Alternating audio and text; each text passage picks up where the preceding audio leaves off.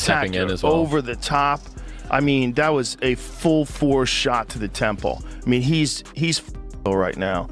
So they wipe off his gloves, but you look at him like he's really feeling it right now. I mean, he probably has. If you tell me that I'm not good enough or I shouldn't be at the top of my game, that's when I'm going to go to the gym tomorrow and I'm going to act on it. Like, yeah, you doubting me? All right, let me prove to you. Joe Rogan and Anthony Joshua are openly mocking Jake Paul for his antics in the ring. They highlight how he ran around aimlessly, trying to survive rather than fight. Every movement of Jake is met with laughter as the two experts break down his lack of skill and how completely outclassed he was against a real heavyweight like Joshua. So nuts, right? Just the fact that he's willing to fight the two-time heavyweight champion, former Olympic gold medalist, and you're going to stand in front of that guy? And he avoided shots till the 6th round. He just started getting tired. Anthony Joshua is openly critiquing Jake Paul's so-called skills, pointing out how little he actually knows about boxing.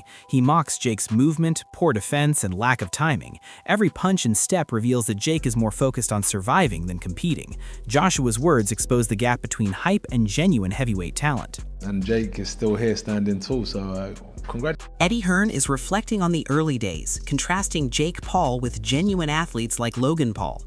He points out that while Jake had hype, he lacked real boxing fundamentals. Unlike true fighters, Jake relied on gimmicks and flailing movements.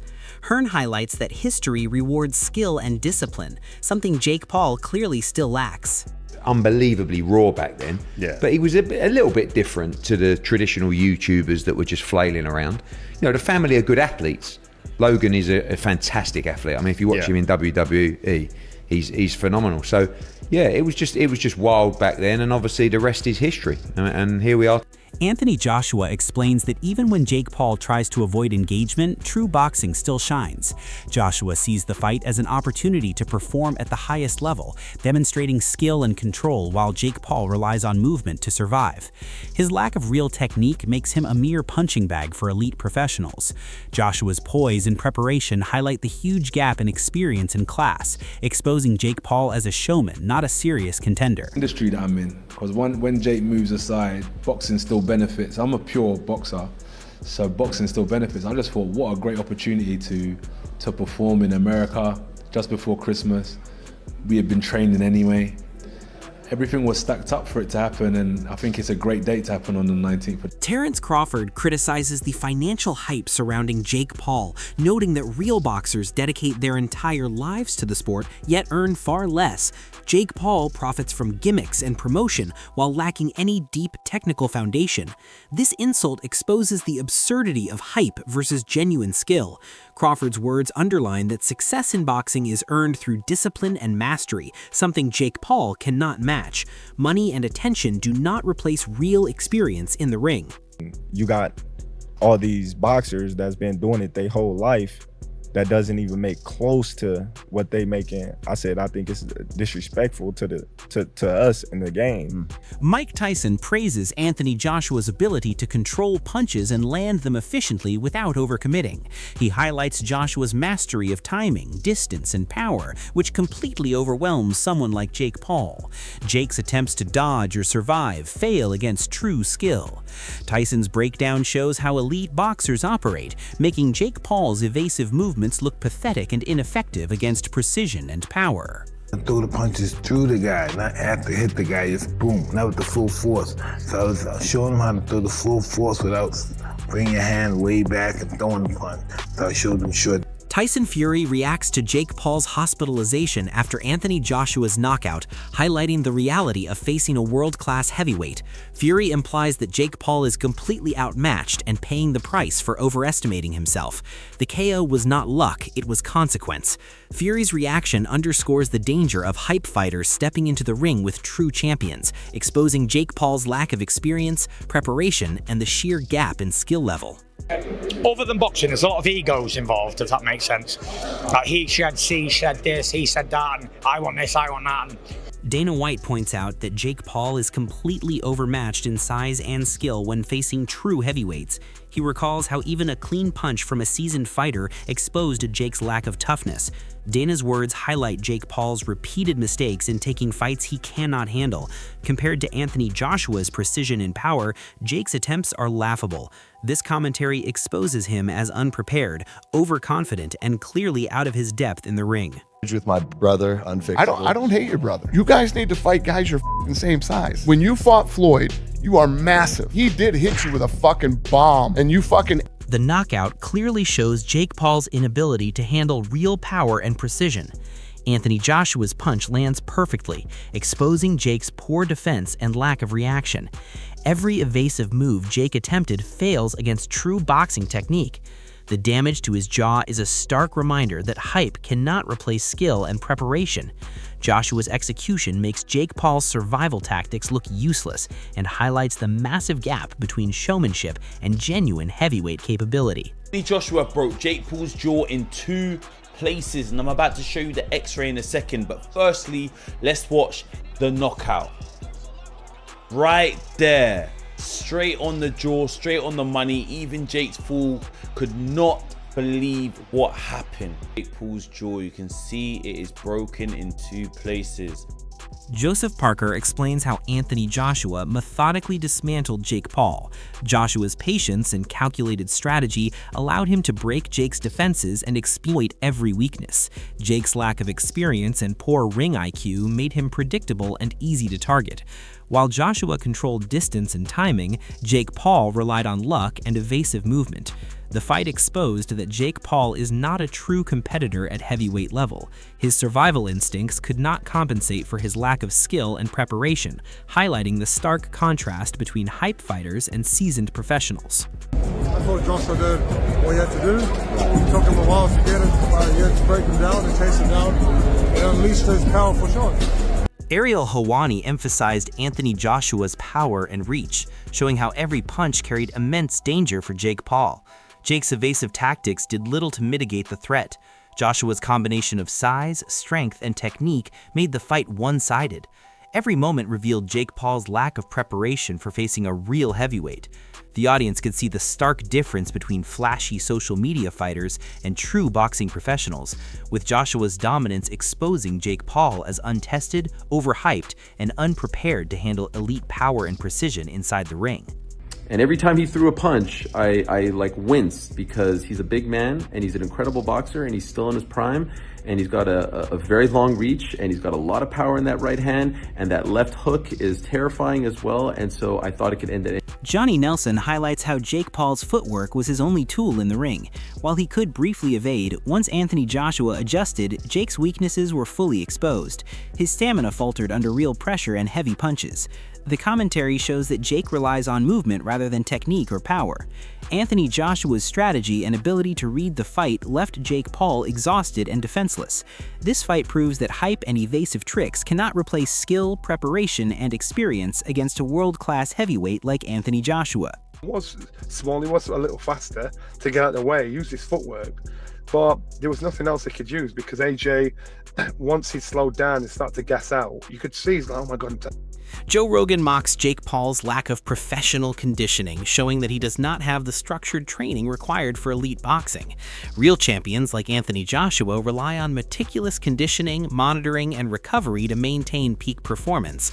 Jake's attempt to compete without this foundation exposes him as amateurish and unprepared. Every punch he faced revealed fatigue and inefficiency. The commentary underscores that skill alone is not enough without the proper athletic preparation, and Jake Paul's overhyped abilities crumble when compared to world-class heavyweights. To get that world-class gas tank, you need like a Sam Calavita, you need like a Nick Curson, you need like these plyometrics experts that are got heart rate monitors on you, and they're checking when your recovery is ready and go. Yeah. And you fucking yeah. You need guys monitoring your recovery, monitoring your heart rate variability, your VO2 max. Eddie Hearn praises Anthony Joshua's incredible power and ability to dominate early early in the fight, exposing Jake Paul's vulnerability. Jake absorbed heavy shots without proper defense, showcasing his lack of technique and resilience under elite-level pressure. Hearn emphasizes Joshua's status as the #1 heavyweight, contrasting it with Jake Paul's amateur approach. This commentary highlights the vast skill gap, proving that Jake Paul's hype cannot survive a real heavyweight's power and precision. Joshua's dominance makes it clear who truly belongs at the top. 4 or 5 times early in the first round, Flush didn't even flinch. You see that tonight? That was an absolute abomination, if that is even a word, because that is a monster. The #1 heavyweight in the world. He gets in the ring with Usyk. Jake Paul admits the shocking power of Anthony Joshua, revealing the reality he faced in the ring. This admission is telling because it exposes Jake's lack of preparation for real heavyweights. He's more focused on surviving than fighting, and his acknowledgement of the jaw damage underscores his vulnerability. Joshua's punches are not just strong but precise, leaving no room for evasive tricks. Jake's reliance on hype and showmanship fails when confronted with true skill and power. The commentary highlights the stark difference between a social media fighter and a legitimate champion. Every strike Joshua lands dismantles Jake's confidence and exposes the massive gap in technique, timing, and ring IQ. It becomes clear that Jake Paul's previous victories against carefully selected opponents do not translate to elite competition. Yeah. And he hit you in the face, and not only did you not get knocked out, you dropped and said, wow. I was like, wow, that was nice. I was on the ground, I was like, that was a good shot. Dude. Did he surprise you with his power? No, to be honest, no. But, I mean, he surprised my jaw. Carl Froch harshly criticizes Jake Paul, emphasizing that he has no business in the ring with a former world champion like Anthony Joshua. Despite being out of competition for 15 months, Joshua's skill and ring intelligence completely overpowered Jake. Froch describes the mismatch as a joke, highlighting Jake's lack of technique, strategy, and understanding of professional boxing. Every defensive maneuver Jake attempted failed, leaving him exposed. The commentary shows that hype cannot replace experience. Froch's analysis underscores the humiliation Jake endured, his overconfidence crushed under Joshua's precise, relentless attacks. It is a stark reminder that real fighters operate on a level far beyond social media celebrities who rely on marketing and spectacle rather than true skill. Last night wasn't boxing. It was Anthony Joshua following him. I mean, he's been out of the ring 15 months, AJ, and Jake Paul can't fight. But there's no way on this earth should Jake Paul have been in with a former 2-time heavyweight champion. It was a joke. It was an absolute disgrace. Duke McKenzie dissects Jake Paul's inability to cope with Anthony Joshua's dominance. Every approach Jake attempted was met with superior size, power, and technique. His reliance on grappling and evasive maneuvers failed repeatedly, and in several moments he fell without any contact, highlighting his lack of composure and balance. The commentary underscores that Joshua's jab, power, and ring control are far beyond Jake's capabilities. The fight exposed every weakness in Jake's approach, from poor defense to inability to manage pressure. McKenzie's observations show how a true heavyweight systematically dismantles a social media fighter. Jake Paul's survival tactics were insufficient and his limitations were brutally evident, demonstrating that hype and evasive tricks cannot replace skill, conditioning, and professional experience at the elite level. To the floor.